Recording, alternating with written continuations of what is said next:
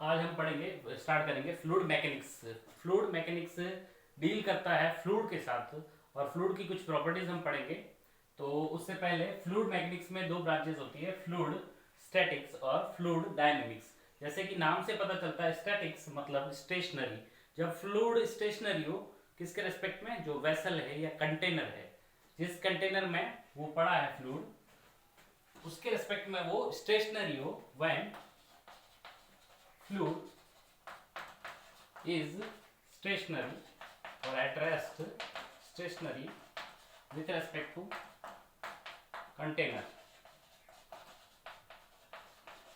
और अदरवाइज अगर मूव कर रहा हो fluid with respect to container, तो हम कहेंगे, वो हम डील करेंगे जिसके साथ, वो ब्रांच होगी फ्लूइड डायनेमिक्स। तो हम बेसिकली फ्लूइड के बारे में पढ़ते हैं।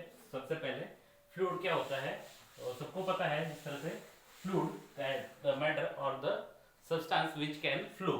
जो फ्लो होता है वो उसको हम बोलते हैं फ्लूइड। फ्लूइड में बेसिकली लिक्विड्स आते हैं और गैसेस आते हैं। सॉलिड्स जनरली फ्लो नहीं कर पाते हैं। तो फ्लूइड जो किसी कंटेनर का जो वॉल्यूम ले सके जितना, तो उसमें गैसेस होती हैं, और जिसका जो कंटेनर है उसका शेप ले सकते हैं, इसमें हम कहते हैं कि वो लिक्विड हो सकता है। ओके, तो हम लिक्विड और गैसेस को फ्लूइड्स मानते हैं। और बेसिक डेफिनेशन फ्लूइड की क्या होती है उसके बारे में हम पढ़ते हैं। Fluid the substance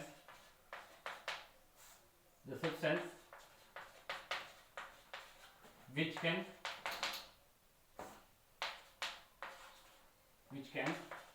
flow। अब ये फ्लो क्यों करते हैं, जैसे एक सॉलिड की बात करते हैं। एक सॉलिड की हमने बात की, एक सॉलिड हमने एक आयरन का एक पीस लिया, अब ये फ्लो नहीं कर पा रहा है। रीजन भी इसकी ये जो लेयर्स है,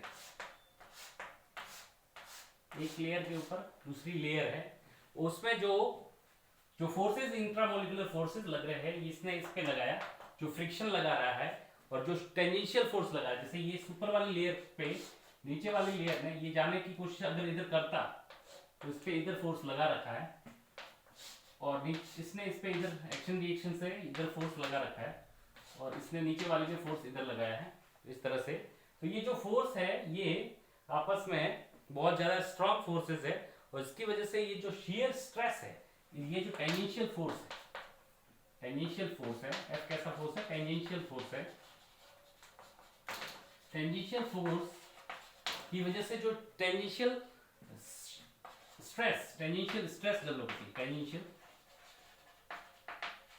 स्ट्रेस, मान लिया इसका एरिया ए था, ऊपर का जो एरिया था, ये जो एरिया था, और ये जो फोर्स लग रहा था एफ, ये जो एरिया था ए था, तो टेंजेंशियल स्ट्रेस या फिर इसको बोल सकते हैं शियर स्ट्रेस, वो हमारा हो गया एफ बाई ए। जो शियर स्ट्रेस है इसमें जो डेवलप हुआ है उसको ये सस्टेन कर पा रहा है, इसको सस्टेन कर पा रहा है। इसका मतलब ये है कि ये जो शियर स्ट्रेस है कितना भी हो, लेकिन ये सॉलिड बॉडी इस तरह से अपने आप को बनाया है इसने कि जो फोर्सेस लग रहे हैं, ये इंटरमोलिकुलर फोर्सेस बहुत ज्यादा स्ट्रांग होने की वजह से जो शियर स्ट्रेस लग रहा है उसको भी ये सस्टेन कर पा रहा है, मतलब ये इक्विलिब्रियम में है। और वैसे ही अगर मैं कहूँ कि एक लिक्विड है, जैसे पानी का ग्लास को हमने यहाँ पर इस तरह से रख दिया, और अब ये वाटर है,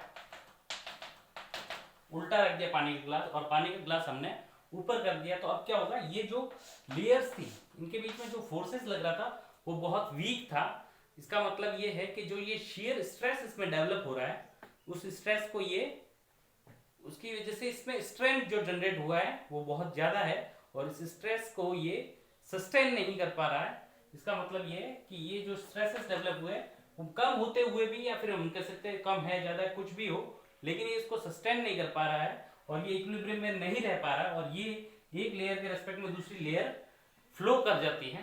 तो यही चीज है, शियर स्ट्रेस इसमें सस्टेन नहीं हो पाता है फ्लूइड्स में, लिक्विड और गैसेस में, उस वजह से दे कैन फ्लो। तो यही रीजन होता है कि फ्लूइड क्यों फ्लो करता है, क्योंकि जो शियर स्ट्रेसेस होते हैं लेयर्स के बीच में, जो दो लेयर्स के बीच में जो शियर स्ट्रेस होता है उसको ये सस्टेन नहीं कर पाता है। इनके बीच में जो इंट्रामोलिकुलर फोर्सेज है वो इतने स्ट्रांग नहीं होते कि ये इसको सस्टेन कर पाए। तो ये रीजन था बेसिकली फ्लूइड्स के फ्लो होने का।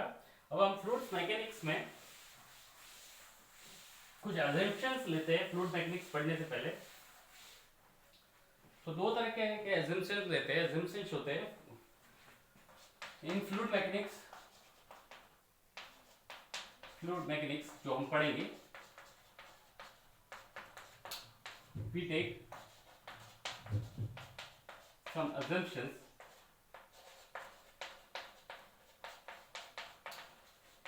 जिसमें से पहला है फ्लूइड इज इनकम्प्रेसिबल। इनकम्प्रेसिबल है, जो फ्लूइड है उसको हम कंप्रेस नहीं कर पाएंगे, ये मान के चलेंगे। फ्लूइड को कंप्रेस कर सकते हैं, ये हमें पता है, उसका बल्क मॉड्यूलस होता है और उसकी कंप्रेसिबिलिटी जितनी ज़्यादा होगी वो जितना इजीली कंप्रेस होगा। और बल्क मॉड्यूलस और कंप्रेसिबिलिटी के बारे में जानते हैं कि बल्क मॉड्यूलस और compressibility 1/k is equal to bulk modulus होता है, या फिर k कह सकते हैं 1/b होता है, जिसको हम पढ़ चुके हैं। तो जितना ज़्यादा कंप्रेसिबिलिटी उतना ज़्यादा कंप्रेस हो जाता है। लेकिन हम फ्लूइड मैकेनिक्स में हम मानेंगे कि वो फ्लूइड्स कंप्रेसिबल नहीं है। इसका मतलब उनकी जो डेंसिटी है, that is density of the fluid, density is of the fluid remains constant. जो पर्टिकुलर फ्लूइड है उसकी डेंसिटी कभी चेंज नहीं हो, दैट इज अगर मास कांस्टेंट है, दैट इज उनका वॉल्यूम रिमेन्स कांस्टेंट।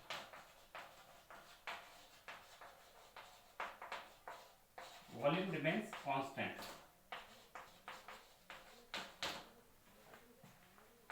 तो ये पहला assumption है कि मतलब पहली बात है, सिंपल सी बात है, कंप्रेसिबल नहीं है। कंप्रेसिबल नहीं है तो कंप्रेस नहीं कर सकते। अगर कंप्रेस कर दिया तो उसकी डेंसिटी बढ़ जाएगी, तो इसका मतलब कंप्रेसिबल नहीं है, इसका मतलब डेंसिटी चेंज नहीं करना है। सिंपल सा इतना याद रखना, डेंसिटी चेंज नहीं है, मास कांस्टेंट है, तो वॉल्यूम को कांस्टेंट होना पड़ेगा। और दूसरा है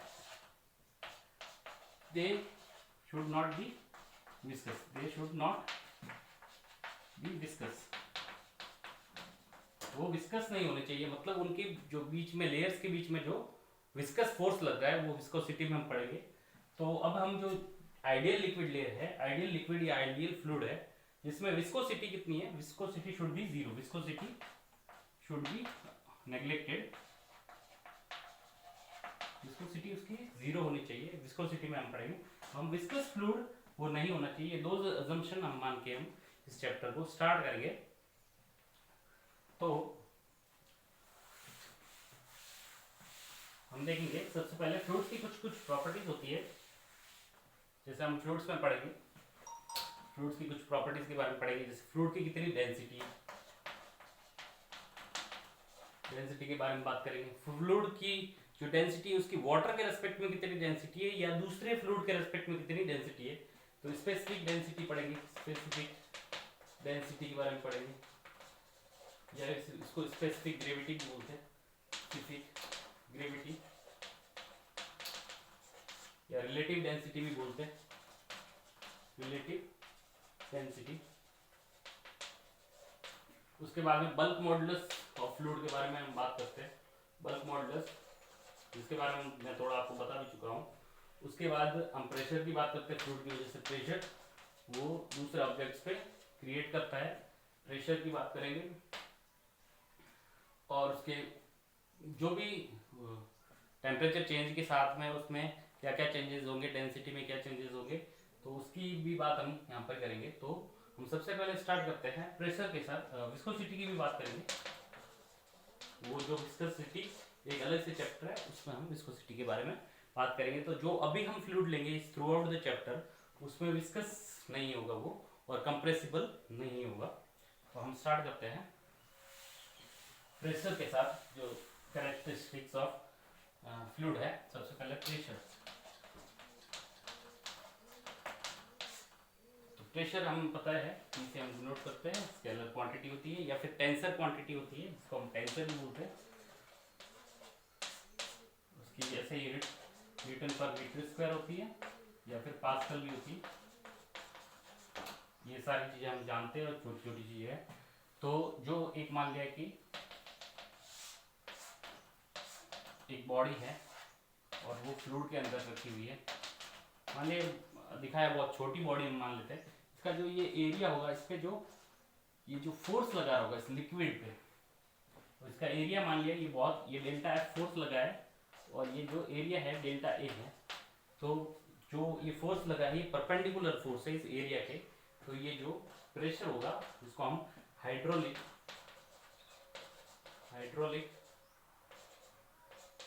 स्ट्रेस भी बोलते हैं, या वॉल्यूमेट्रिक स्ट्रेस भी बोलते हैं, वॉल्यूमेट्रिक स्ट्रेस भी बोलते हैं। जो प्रेशर है P is equal to delta F by F, delta F by delta F, that is अगर एफ यूनिफॉर्म लगे और एरिया बहुत कम हो तो एफ बाई ये भी हम बोल सकते हैं प्रेशर। परपेंडिकुलर लगता है फोर्स, उसके जो एरिया है उसके परपेंडिकुलर जो फोर्स लग रहा है डिवाइड जो फोर्स डिवाइड बाय वो जो एरिया था, जो परपेंडिकुलर क्रॉस सेक्शन एरिया। यहाँ से हम देख सकते हैं न्यूटन पर मीटर स्क्वायर, या उसको हम बोल सकते हैं 1 न्यूटन पर metre square is equal to 1 pascal. Pascal को हम पीए से डिनोट करते हैं 1 पास्कल। ओके, इसकी ऐसा यूनिट, इसकी डायमेंशन लिख सकते हैं, जो स्ट्रेस की डायमेंशन थी ml-1 t-2। यहाँ से हम फोर्स डिवाइड बाय एरिया करके सिंपल डायमेंशंस निकाल सकते हैं। और ये कैसी क्वांटिटी है? टेंसर क्वांटिटी, जो जनरली हम स्केलर क्वांटिटी में लेते हैं। इसकी डायरेक्शन होती है, मैग्नीट्यूड होता है, लेकिन ये सिंपल अलजेब्रिक सम को फॉलो करता है, वेक्टर सम को फॉलो नहीं करता है, इसलिए हम इसको बोल सकते हैं स्केलर क्वांटिटी, या फिर इसको स्पेसिफिकली हम बोल सकते हैं टेंसर क्वांटिटी।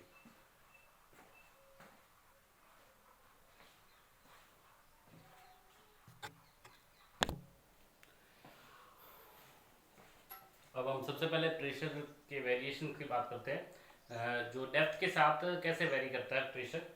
तो सिंपल सा डेरिवेशन है, हम वो पहले करते हैं। मान लिया एक लिक्विड है, एक कंटेनर है जिसमें एक लिक्विड भरा हुआ है। ओके, तो हमने एक लिक्विड का एक कॉलम लिया, मान लिया एक छोटा सा कॉलम है ये वाला, एक इमेजिनरी कॉलम लिया, सिलेंड्रिकल इमेजिनरी कॉलम, या फिर हम मान लेते हैं एक सिलेंड्रिकल एक डब्बा रखा हुआ है, इसकी यहाँ से डिस्टेंस हमने कहा कि ये y1 है, और यहाँ से इसकी ये डिस्टेंस y2 है, और ये जो y2 माइनस y1 है। ओके, तो हमने कहा कि ये इसका एरिया मान लिया a है, तो ये जो फोर्स यहाँ पर लग रहा है F1 लग रहा है, और यहाँ पर जो फोर्स लग रहा है F2 लग रहा है, और इसका इसका मास मान लिया m है, तो mg लग रहा है नीचे की तरफ। तो ये इक्विलिब्रियम में है, ये लिक्विड कॉलम कहीं नहीं जा रहा है, इसका एक्सेलरेशन 0 है, ये डब्बे में पड़ा है, इस कंटेनर में पड़ा है, और ये इतना लिक्विड कॉलम स्टेशनरी है। तो हमने कहा ये इक्विलिब्रियम में है, तो इक्विलिब्रियम में जो फोर्सेस F नेट वो कितना हो गया 0। तो हमने कहा उस तरह से हमने बैलेंस किया फोर्सेस, F1 नीचे लगने वाले forces F1 plus mg is equal to F2। F2 को हम लिख सकते हैं प्रेशर, यहाँ पर मान लिया प्रेशर P2 है, और यहाँ पर प्रेशर P1 है, यहाँ इस साइड पे, और यहाँ पर प्रेशर P2 है। तो P2 into area A is equal to P1 into area A, यहाँ पर भी एरिया कितना A ही है, प्लस mg, m हमने मान लिया लिक्विड की डेंसिटी रो है, rho into volume into mass को लिख सकते हैं, density is equal to mass by volume, तो mass is equal to density into volume. यहाँ से हम इक्वेशन लिख सकते हैं P2A is equal to P1A plus rho into volume को, रो इंटू वॉल्यूम को हम लिख सकते हैं एरिया इंटू ये जो हाइट है y2 minus y1 into g। तो यहाँ से a हमारे पास कैंसिल हो गया, तो P2 माइनस P1 यहाँ से आ गया रो g into y2 minus y1। अगर मैं y2 माइनस y1 को, ये जो y2 माइनस y1 उसको मैंने अगर हाइट h बोल दिया, तो हमारे पास जो प्रेशर डिफरेंस है तो delta P is equal to rho into g into h आ जाता है। तो हाइट के साथ जो प्रेशर यहाँ पर P2 ज़्यादा है, P1 कम है, क्योंकि ये पॉजिटिव है तो P2 ऑब्वियसली ज़्यादा है। तो नीचे आने पे जो नीचे आते हैं तो स्टेशनरी लिक्विड में नीचे आने पे जो प्रेशर वेरी करता है, इंक्रीज होता है और इस तरह से वेरी करता है। रो जी एच जो बहुत फेमस फार्मूला है रो जी एच, और हम कई बार भी वो चीज़ पढ़ चुके हैं। Rho density of liquid, G acceleration due to gravity, और एच है कितना हम नीचे गए। तो ये हमारे पास इस तरह से हम डील करते हैं। जैसे अगर हमने कहा,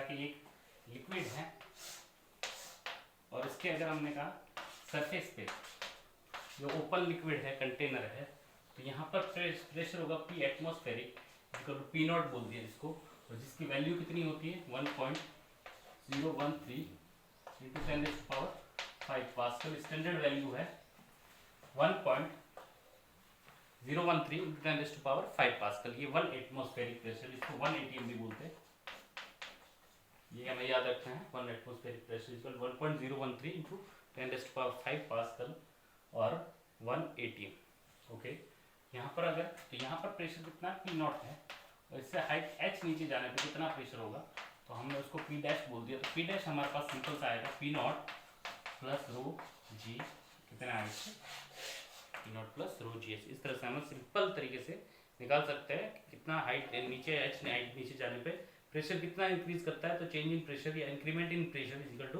रो जी एच। वैसे ही ऊपर जाने में प्रेशर डिक्रीज करता है, तो इस तरह से फॉर्मूले के साथ हम वेरी कराते हैं प्रेशर।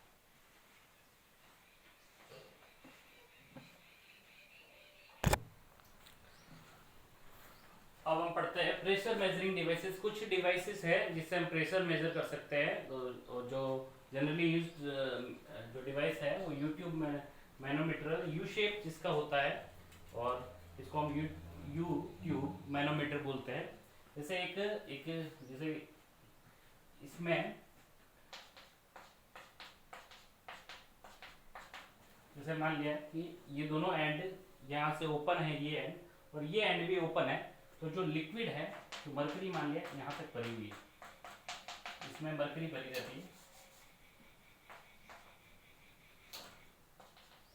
अगर ये एंड भी ओपन है और ये एंड भी ओपन है, यहाँ पर